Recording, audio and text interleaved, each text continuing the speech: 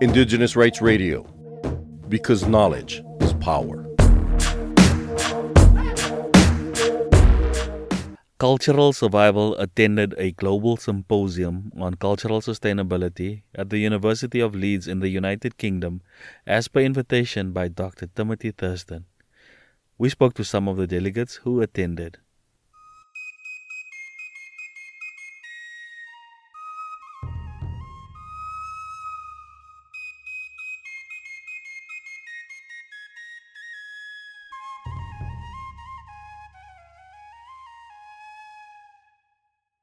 This is Sheldon Ferris for Cultural Survival's Indigenous Rights Radio.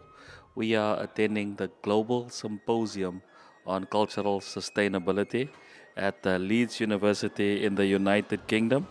Today, I will be finding out about Tibetan monks in the modern era and the skills that they need to have to survive in a modern world.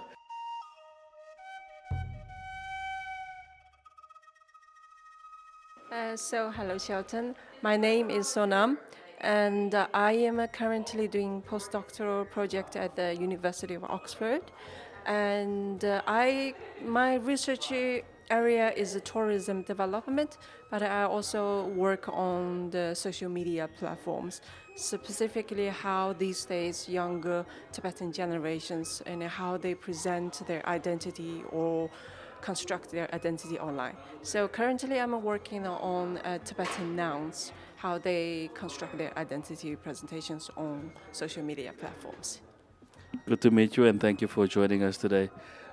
When one thinks about monks and what happens in a monastery, certainly when I think about it, coming from South Africa, all I know is what I see on television. What you have spoken about today is that monks are on social media. So, can you tell us about the skills that young monks need to have in the 21st century?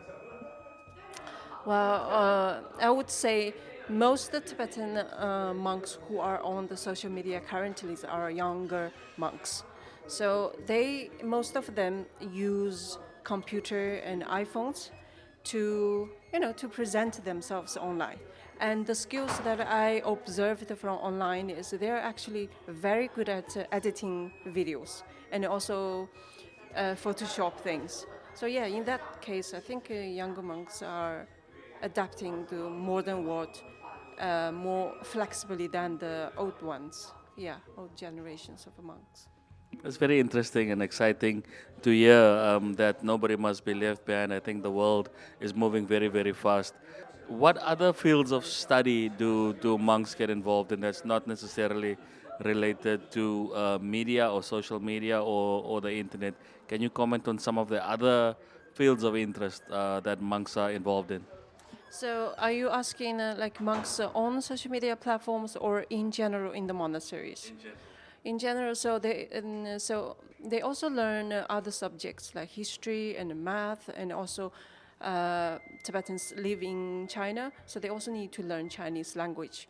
And some monks are very interested in learning English, and they are actually doing very good, And they also sometimes they have their own programs presented in English.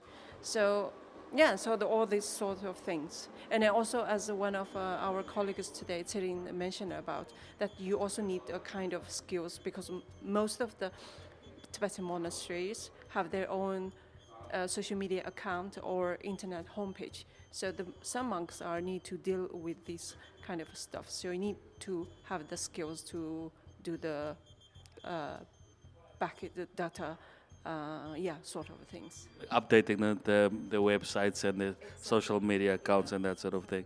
Okay. Do they have career interests in general, or do monks? And once again, I'm just speaking from what I've seen on TV and so on.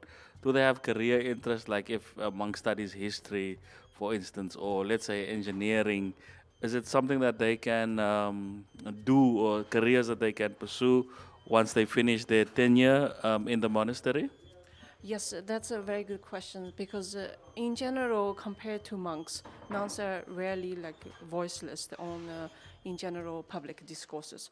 But currently, so nuns are raising their voices on the social media platforms, in particular how they write their autobiographies. And for the monks, I think compared to the nuns, they have more options in terms of career development. For example, some monks are very good tour guides, very popular in the Tibetan monasteries. So they work as a part-time tour guide, and then they do also a lot of editing and translation work for publishing houses. That's also kind of option for the monks. And then so in Tibetan Buddhism system, actually, it takes longer time to finish, or similar to like PhD program, which is called Geshe system in Tibetan context. So it takes more than 15 years. So yeah, usually if you want to pursue this kind of a degree, then it takes longer time. But they also pursue like part-time career development as interest. So typically, a young monk would enter the monastery at age 17 or 18. It depends on a very tricky question, because now under the Chinese government, you are not allowed to enter the monastery when you are a very young age. So you have to be 18 years old, and then you can be a monk. That's a strict rule law under the government.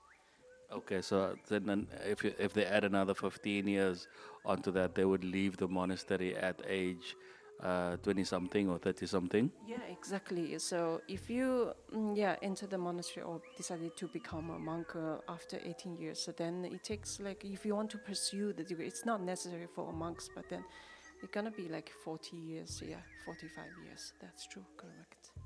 And then once that is over, they go back into the normal world, and they have to go find a job.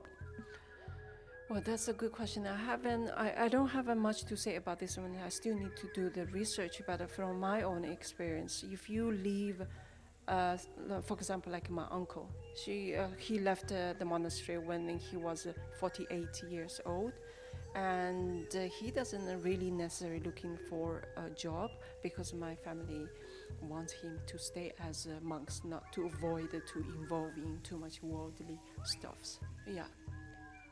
Okay, makes a lot of sense. Thank you so much.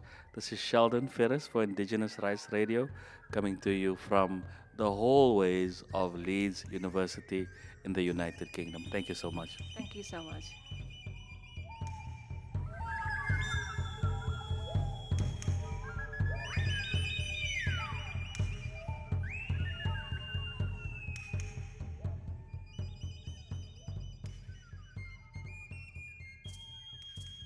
For more on the rights of Indigenous peoples, visit cs.org and follow Cultural Survival on social media.